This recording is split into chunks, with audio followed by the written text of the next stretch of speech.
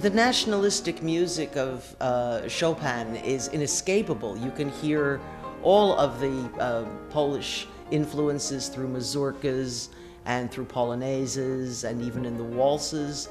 You also hear a bit of his French polish. But I would say Chopin strikes everyone from every nationality because it goes right to the heart and it is emotional music.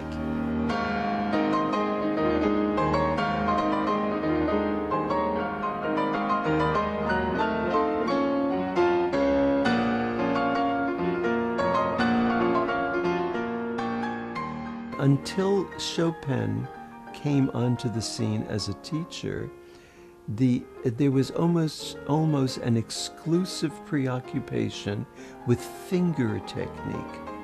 So much so that the teachers used to put a coin right over here, and if the coin ever fell, they had a ruler or a stick, and you got slapped. But when Chopin came onto the scene, he was the first teacher and the first pianist to teach this movement, which is called rotation. And that produces extreme legato. So you see that all of these qualities as composer, poet, teacher, virtuoso, all of these qualities are inherent within his music. And when pianists play it, they sense that they're in a unique world, different from all other composers.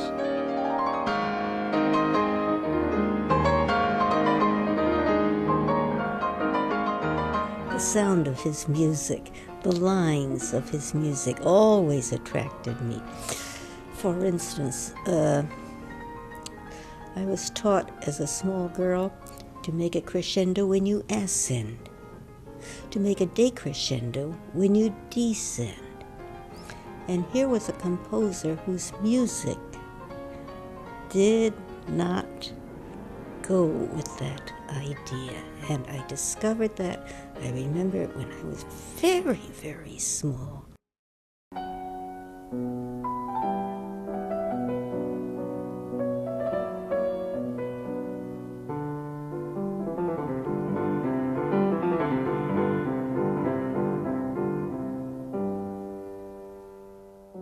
When you play a Chopin mazurka, it is either 1, 2, 3, 1, 2, 3, or 1, 2, 3, 1, 2, 3. This is okay, but you take, for instance, in the accompaniment, which is often in the left hand, you will find an inner voice which has a song to it. You don't just play with the right hand a melody and accompany it with the left hand.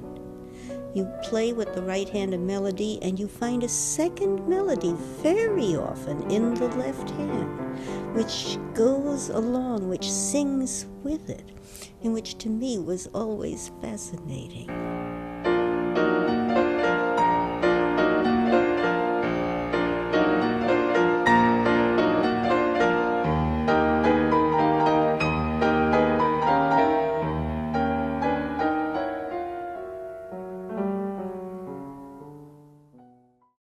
I believe that it is the performer's obligation to express the composer's ideas and the composer's wishes. So for me, every little marking in the music is a clue to the composer's personality and what he wanted. And it doesn't matter whether I want it that way or I don't. I will have to learn to like it that way if there's the composer's mark that says that he wanted it that way.